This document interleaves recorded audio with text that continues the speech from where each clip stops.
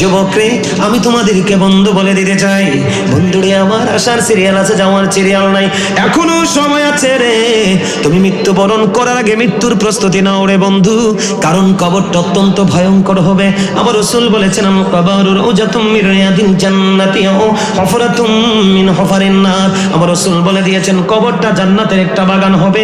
কারো কবর হবে প্যারাডাইস, তার মানে জান্নাত, আর কারো কারো কবর হবে হেল, মানে জাহান্নাম। জোরে বলেন নাউজুবিল্লাহ, আর জোরে বলেন না নাউজুবিল্লাহ। বন্ধুরে আমার, কবর অত্যন্ত নির্মম হবে, কবর অত্যন্ত নিষ্ঠুর হবে। তোমরা কেন বুঝো না যুবক রে? বিজ্ঞান পৃথিবীর আনাজ কানাজ প্রত্যেকটা জায়গায় চলে গেছে। তোমার ঘরের আঙ্গিনায় তোমার বাবার কবর, মাত্র 3.5 হাত মাটির ঘর, ওই কবরে বিজ্ঞান পৌঁছাতে পারে না। এতে বোঝা যায় এখানে ভয়ঙ্কর কিছু লুকায়িত আছে, ঠিক কিনা বলে? এই জন্য বন্ধু, তুমি কিন্তু কাউকে দোষারোপ করতে পারবে না যুবক।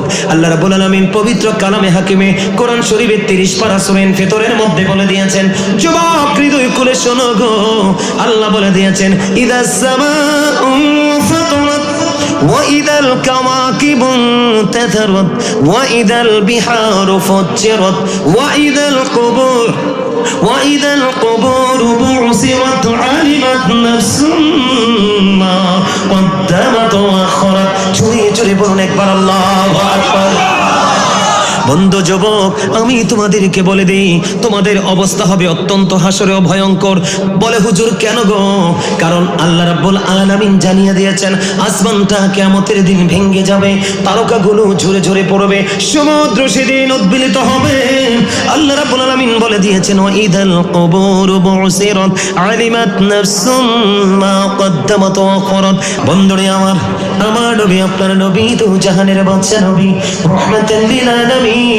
তিনি বন্ধু বলে দিয়েছে, উম্মতের ও উম্মত, আমার সকল নবী পৃথিবীর বুকে এসেছে, তারা তাদের উম্মতের জন্য দোয়া শেষ করে গেছে, কিন্তু আমি নবী দোয়া শেষ করিনি। আমার দোয়া আমি জমা করে রেখেছি। কেন নবী? শুধুমাত্র আমার উম্মত গুলোর জন্য।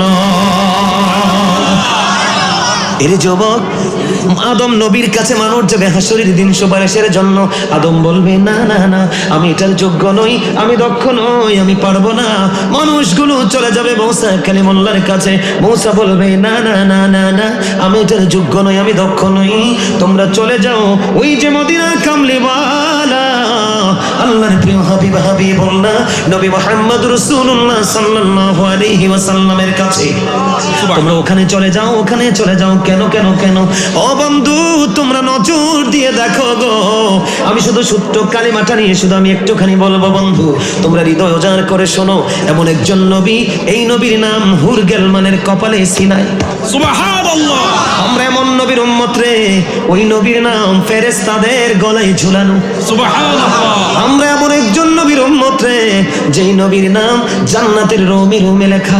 সুবহানাল্লাহ। আমরা এমন একজন নবীর উম্মত রে, ওই যে তওবা নামের গাছটা, মূলগুলো উপরের দিকে, ডালপালাগুলো বন্ধু পৃথিবীর দিকে, ওই যে বন্ধু তওবা নামে গাছটা আছে, অসংখ্য গণিত মিলিয়ন মিলিয়ন পাতা আছে, ওটার মধ্যে আপনার আমার হায়াতের সীমারেখা লেখা আছে। যেই দিন পাতা ঝরে যাবে, ওই দিনই বন্ধু আপনার আমার মৃত্যুবরণ হয়ে যাবে। তবে ওই গাছের পাতা দুনিয়ার মধ্যে মৃত্যুবরণ করার আগে 40 দিন আগে ঝরে যাবে। সুবহানাল্লাহ। কথা বলেন না কেন? আপনি এখনো পর্যন্ত 40 দিন পৃথিবীতে বাঁচবেন। কতদিন? 40 দিন আপনি পৃথিবীর বুকে বাঁচবেন বন্ধু। ওই যে তওবা নামের গাছটা, ওই দুনিয়ার মুখে আপনার হায়াত আছে 40 দিন, কিন্তু 40 দিন আগে তওবা নামের গাছের 5টা পাতা ঝরে যাবে। ও বন্ধু, আজরাইলের কাছে চলে যাবে।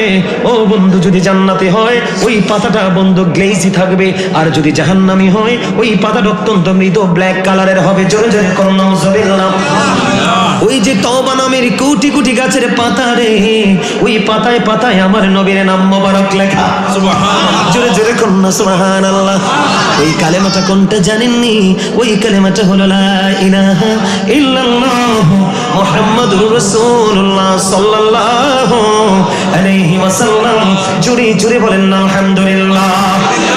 বন্ধুরে আমার কাছে আপনাদেরকে একটা আকুল আবেদন হলো, আমি আজকে চরনাল গ্রামের আমার মা বোনদেরকে ডেকে ডেকে বলবো গো, আমি আমার মায়ে বাবাদেরকে ডেকে ডেকে বলবো, বাবা বাবা গো, আসার সিরিয়াল আছে গো, যাওয়ার কোনো সিরিয়াল নাই।